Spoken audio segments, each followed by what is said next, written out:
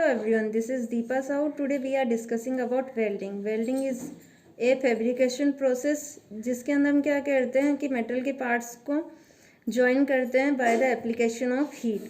यहाँ पे हम क्या करते हैं कि बेस मेटल के मेल्टिंग पॉइंट टेम्परेचर से अबव टेम्परेचर पर हम हीट करते हैं और इन दोनों जो मेटल के पार्ट्स होते हैं या तो हम इसमें प्रेशर अप्लाई करते हैं या फिर without the application of pressure in दोनों पार्ट्स को ज्वाइन करते हैं। ये जो ज्वाइनिंग प्रोसेस होता है कि दो या दो से ज़्यादा एलिमेंट्स को ज्वाइन करना है, एक सिंगल पार्ट बनाना है, उस प्रोसेस को हम बोलते हैं फैब्रिकेशन प्रोसेस।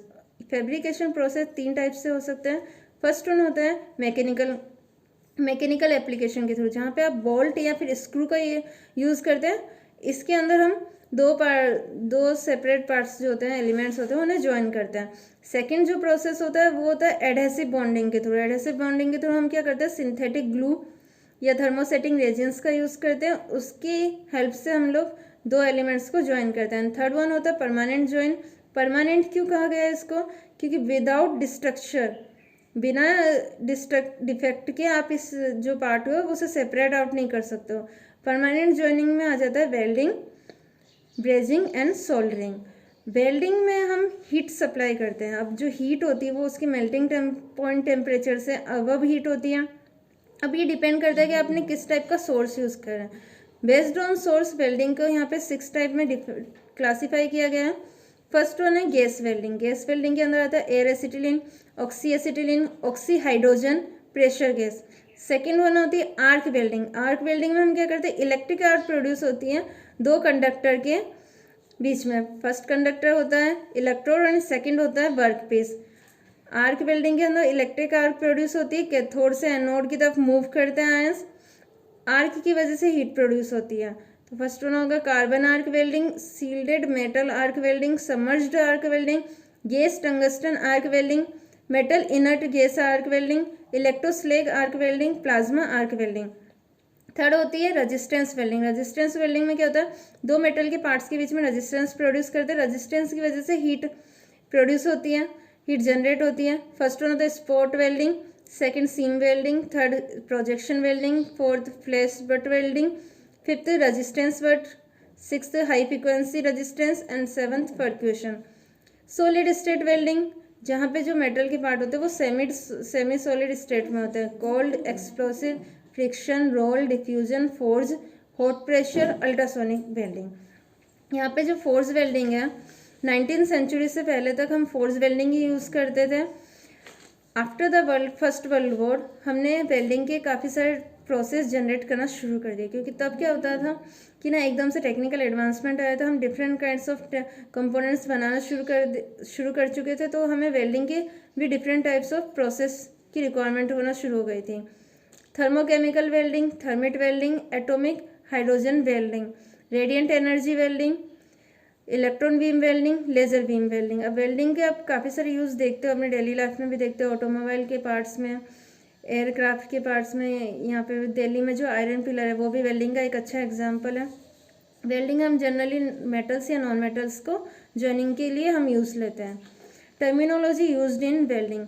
फर्स्ट थिंग तो आती है joint, types of joint in welding. कितने टाइप्स की जॉइंट करते हैं, नॉर्मल 5 टाइप के जॉइंट हम यहाँ करते हैं। फर्स्ट है बट जॉइंट। बट जॉइंट क्या होता है, एंड टू एंड जॉइंट होता है। सेकेंड वन होता है T joint, third one corner joint, fourth one होता है एज जॉइंट एंड फिफ्थ होता है फ्लेट जॉइंट। फ्लेट जॉइंट में क्या होता है, जो एलिमेंट्स होते हैं वो 90 डिग्री एंगल पे होते हैं, परपेंडिकुलर होते हैं एक दूसरे के। वेल्डिंग टर्मिनोलॉजी, वेल्डिंग अगर आर्क वेल्डिंग या फिर आप कोई भी वेल्डिंग करते हैं तो जो हमें इक्विपमेंट्स की रिक्वायरमेंट होती है, फर्स्ट तो होता है पावर सप्लाई, एसी और डीसी। एसी के लिए हम ट्रांसफार्मर और इंजन मोटर का यूज़ करते हैं। सेकंड डीसी के केस में हम transformer with rectifiers, silicon control rectifiers का यूज़ करते हैं जो एसी टू डीसी कन्वर्ट करता है। एंड सेकंड तो इंजन या मोटर होता ही है। फिलर मेटल, फर्स्ट में ही हम कह चुके थे कि अगर जो थिकनेस होगी मेटल के पार्ट्स की, जो थिकनेस होती है 5 mm से ज़्यादा होती है तो फिलर मेटल की रिक्वायरमेंट होती है।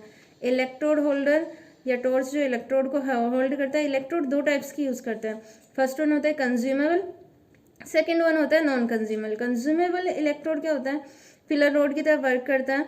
जब वेल्डिंग होती है तो during the welding process electrode जो होता है वो भी लिक्विडिफाई होता है और वहाँ पे मेटल के जो गैप के भी अंदर फिल आउट होता है। यहाँ पे एक टर्म आती है रेनफोर्समेंट। रेनफोर्समेंट क्या होता है, depth of penetration. Non consumable electrode liquefy नहीं होते, कार्बन या ग्रेफाइट का यूज़ कर सकते हो। कंज्यूमेबल इलेक्ट्रोड में कास्ट आयरन, स्टील्स, मेटल का पार्ट यूज़ करते हैं।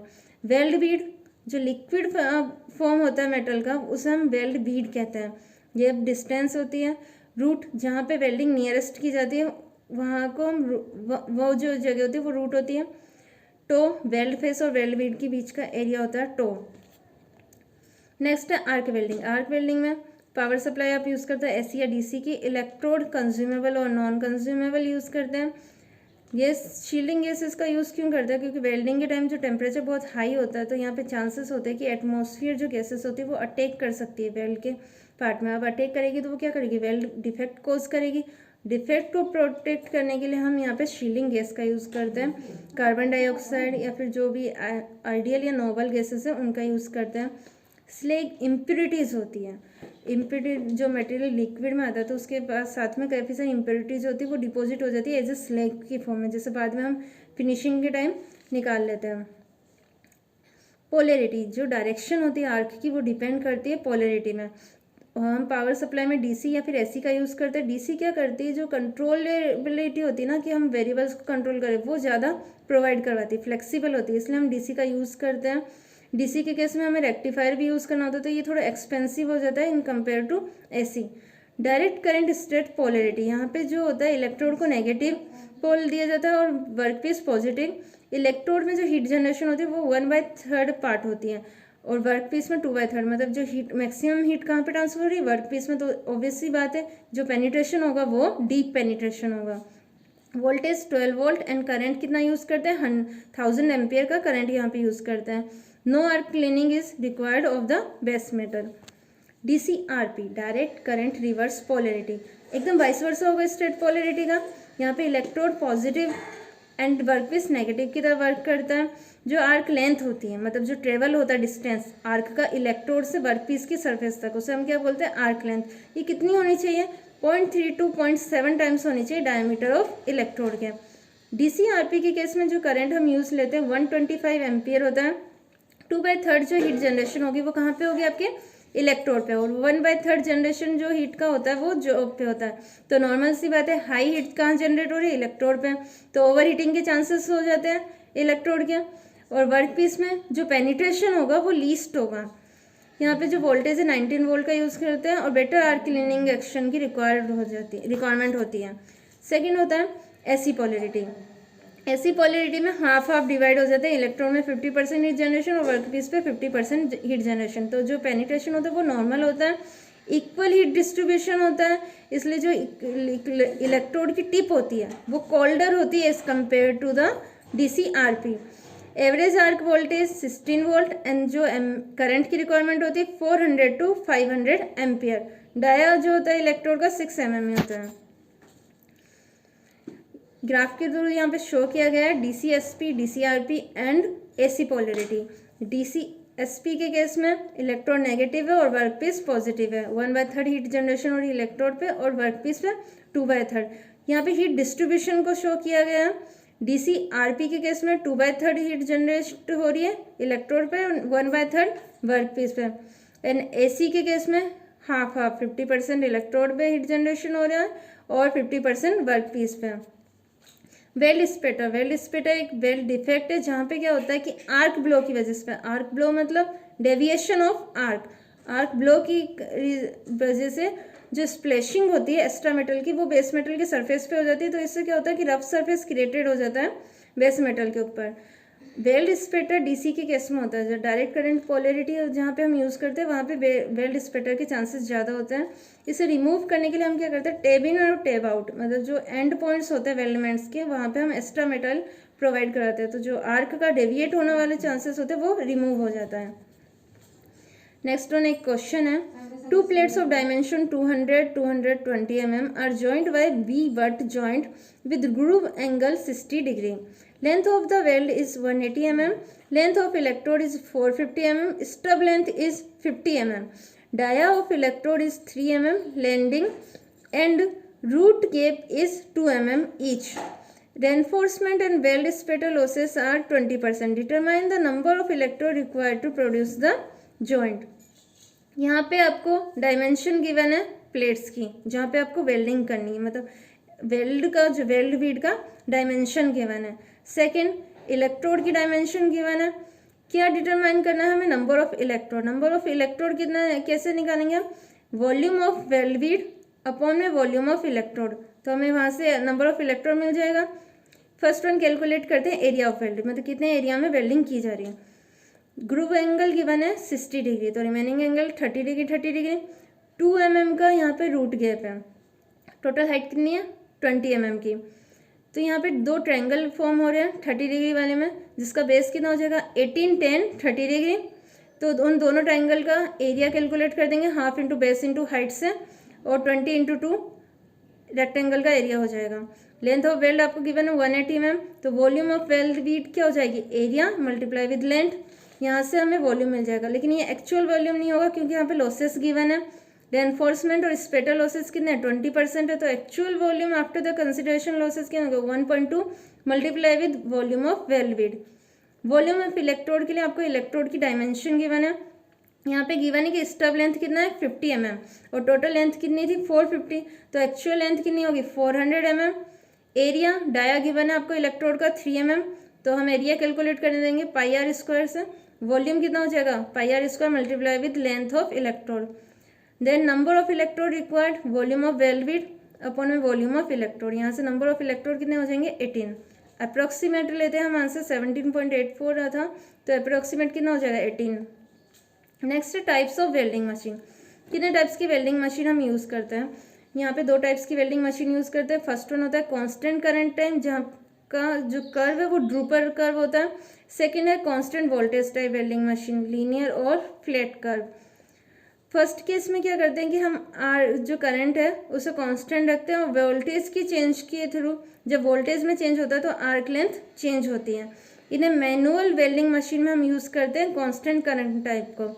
सेकेंड वन होता है constant voltage type. Constant voltage type automatic welding machines में यूज़ करते हैं, जो सेल्फ करेक्टिव होती हैं। अब यहाँ पे स्मॉल चेंज जो होता है वोल्टेज में, वो लार्ज चेंज प्रोड्यूस करता है आर्क लेंथ में। कांस्टेंट वोल्टेज टाइम में 3 टर्म आती है। फर्स्ट वन होता है ओपन सर्किट वोल्टेज। जब आपका जो वेल्डिंग है जस्ट इनिशिएट होने वाला होता है, तब जो वोल्टेज की वैल्यू होती है, टर्मिनल जो आउटपुट्स के बीच की जो वोल्टेज की वैल्यू होती है, उसे हम क्या कहते हैं? Open circuit voltage. सेकेंड होता है short circuit current. Given voltage में वेल्डिंग मशीन जो सप्लाई करती है करंट की वैल्यू, वो होती है short circuit current. Third one होता है ड्यूटी साइकिल। अब ड्यूटी साइकिल क्या है? अमेरिकन वेल्डिंग सोसाइटी के अकॉर्डिंग जो 10 मिनट्स का जो वेल्डिंग साइकिल होता है, जब आप 10 मिनट वेल्डिंग करते हैं तो उस समय जो रेशियो होता है एक्चुअल वेल्डिंग का अपॉन में अवेलेबल टाइम का, उसे हम बोलते हैं ड्यूटी साइकिल। मतलब ड्यूटी साइकिल क्या होता है कि आर्क टाइम, वेल्डिंग करते टाइम जितना टाइम लगा, अपॉन में total time, arc time plus idle time. यहाँ पे स्टेबल आर्क कंडीशन में क्या होता है कि जो ट्रांसफॉर्म करंट होती है उसकी वैल्यू इक्वल हो जानी चाहिए शॉर्ट सर्किट करंट के, and open circuit voltage equal होना चाहिए गिवन वोल्टेज के, तब जो आर्क कंडीशन होगी वो स्टेबल होती है।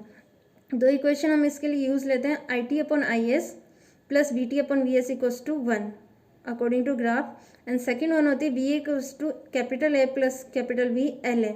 यहाँ पे जो एल ए है वो है आर्क लेंथ, जो ट्रेवल डिस्टेंस होती है आर्क की उसे हम बोलते हैं एल ए आर्क लेंथ, और ए और बी कॉन्स्टेंट होते हैं। नेक्स्ट क्वेश्चन है V I characteristic of power source is linear. Linear curve given है, मतलब constant voltage type welding machine का यूज कर रहे हैं। Arc length voltage characteristic is given by V equals to 24 plus 4 L A. L A means arc length. During welding arc length check is from 4 mm to 6 mm and corresponding power source 450 to 550 ampere. Determine V naught and I S. Given है आपको arc length 4 mm से 6 mm है, तो 4 mm के लिए voltage की value कितनी हो जाएगी?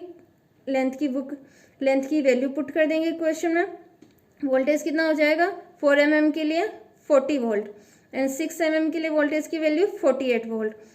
4 mm के केस में करंट की वैल्यू कितनी हो जाएगी? 550 एम्पियर, एंड 6 mm के केस में 450 एम्पियर। तो यहाँ से पहली इक्वेशन में वैल्यू पुट करेंगे I T upon I S plus V T upon V A equals to 1। तो यहाँ से वी टी की क्या वैल्यू निकल जाएगी? V naught multiply with 1 minus I T upon I S. V naught या फिर वी ए ये डिनोट करता है ओपन सर्किट वोल्टेज को, आई एस यहाँ पे डिनोट करता है शॉर्ट सर्किट करंट को। अब यहाँ पे वैल्यू पुट करते हैं वी टी की। 40 वोल्ट के केस में क्या होता है 40 equals to V naught 1 minus 550 upon I S. 48 volt के केस में V naught 1 minus 450 I S. दो इक्वेशन दो वेरिएबल है।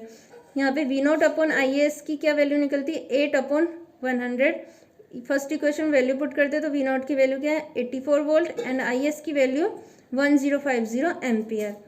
तो इस टाइप के क्वेश्चन आते हैं जिसमें आपको गिवन होता है। कई बार क्या होता है आर्क लेंथ गिवन होती है, या मे भी कई क्वेश्चन से ऐसे पूछ लेते हैं कि मैक्सिमम पावर जनरेशन आपको बतानी होती है। तो वहाँ पे हम क्या करते हैं डिफरेंशियल करते हैं, किसी एक वेरिएबल को कांस्टेंट रहता है। यहाँ पे हमें जो इक्वेशन है वो वोल्टेज और करंट के टर्म में है। तो जब वो पावर जनरेशन की बात करते हैं तो पावर क्या होती है V multiply with I, V into I. तो उस केस में हम किसी एक वेरिएबल को कांस्टेंट रखते हैं और उसके रेस्पेक्ट में